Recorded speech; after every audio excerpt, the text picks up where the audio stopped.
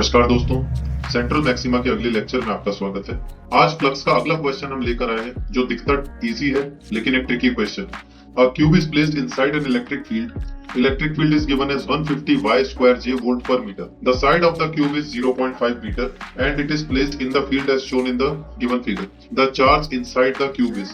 बहुत important profile है जहां पर आपसे किसी भी सरफेस के अंदर चार्ज एनक्लोज पूछा जाता है। आपको अगर चार्ज एनक्लोज निकालना है किसी भी क्वेश्चन में किसी सरफेस के अंदर, सबसे पहले नेट फ्लक्स फाइंड कीजिए। अगर आप नेट फ्लक्स फाइंड कर लेते हैं आप इजीली चार्ज निकाल पाएंगे। तो हमारा पहला फोकस यहाँ पर नेट फ्लक्स फाइंड करना होना चाहिए। क्योंकि फ्लक्स जे गैप में है, मतलब वाई डायरेक्शन में है, सो फ्लक्स इस डायग्राम के हिसाब से वर्टिकली अपवर्ड माना जा सकता है, इस डायरेक्शन। और अगर फ्लक्स इस डायरेक्शन में है तो डेफिनेटली ये इस सरफेस से फ्लक्स जीरो होगा जिसको अभी मैं शेड कर रहा हूँ, इस सरफेस से फ्लक्स जीरो होगा जिसको अभी मैं शेड कर रहा हूँ, और इसकी फ्रंट वाली और पीछे वाली सरफेस से फ्लक्स जीरो होगा। फ्लक्स केवल दो सरफेसेस से पास होगा यहाँ पर, जो दो सरफेसेस ऑलरेडी शेडेड है, एक इसके टॉप फ्लोर से और एक इसके फर्श से, मतलब नीचे वाली सरफेस से।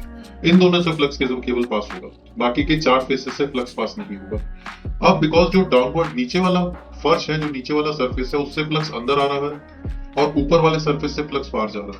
आपको ये बात पता है, अंदर आता हुआ फ्लक्स किसी भी क्लोज सरफेस में नेगेटिव और बाहर जाता हुआ फ्लक्स पॉजिटिव कंसीडर किया जाता है। मान लीजिए जो लोअर सरफेस से फ्लक्स अंदर की तरफ आ रहा है उसको मैं φ1 ले रहा हूँ, और अपर सरफेस से जो फ्लक्स बाहर जा रहा है उसको हम φ2 मान रहे हैं। क्योंकि electric field 150 Y square J cap दे रखा है, जहां पर Y का मतलब उस सरफेस पे Y कोऑर्डिनेट है जहां पर आपको इलेक्ट्रिक फील्ड की वैल्यू चाहिए। सो ये लोअर वाली सरफेस पे Y कोऑर्डिनेट 0 है और अपर वाली सरफेस पे Y कोऑर्डिनेट की वैल्यू 0.5 है, क्योंकि ये वाली लेंथ 0.5 है क्यूब की लेंथ, और अपर वाली सरफेस पे Y कोऑर्डिनेट इसका क्यूब की साइड लेंथ के बराबर ही होगा। सो लोएस्ट सरफेस से अंदर ज्यादा का फ्लक्स होगा। Electric field at the position of lowest surface into area. Electric field at the surface of lowest at the position of lowest surface. यहाँ पर Y जीरो पुट करेंगे तो फ्लक्स जीरो आ जाएगा। एंड φ2 हमने माना है flux coming out of the upper surface. ऊपर वाली सरफेस से जितना भी फ्लक्स बाहर आएगा उसको लिखा जाएगा E2 इंटू एरिया। और यहाँ पे इलेक्ट्रिक फील्ड कैलकुलेट करने के लिए आपको Y को 0.5 पुट करना पड़ेगा। That means φ2 equal to 150 into 0.5 का स्क्वायर, और एरिया खुद साइड का स्क्वायर है क्योंकि एरिया स्क्वायर के फॉर्मूले से आएगा और स्क्वायर का फॉर्मूला होता है साइड स्क्वायर।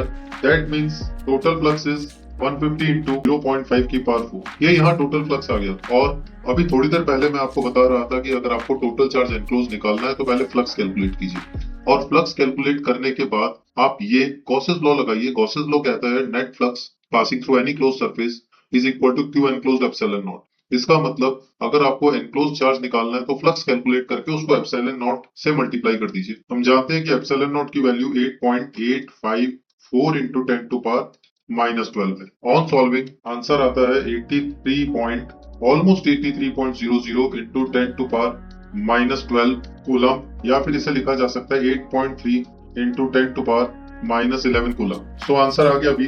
तो क्वेश्चन ट्रिकी था, लेकिन इस तरह के काफी क्वेश्चंस पूछे जा चुके हैं नीट और जेईई दोनों में। और आपको याद रखना पड़ेगा कि अगर आपको किसी भी एनक्लोज सरफेस से कितना चार्ज उसके अंदर है एनक्लोज वो कैलकुलेट करना है तो आपको पहले फ्लक्स कैलकुलेट करना पड़ेगा। देखना पड़ेगा किस एक सरफेस से फ्लक्स अंदर आ रहा है, किस सरफेस से फ्लक्स बाहर जा रहा है, और उसके अनुसार टोटल फ्लक्स कैलकुलेट करके उसको एप्सिलॉन नॉट से मल्टीप्लाई कीजिएगा।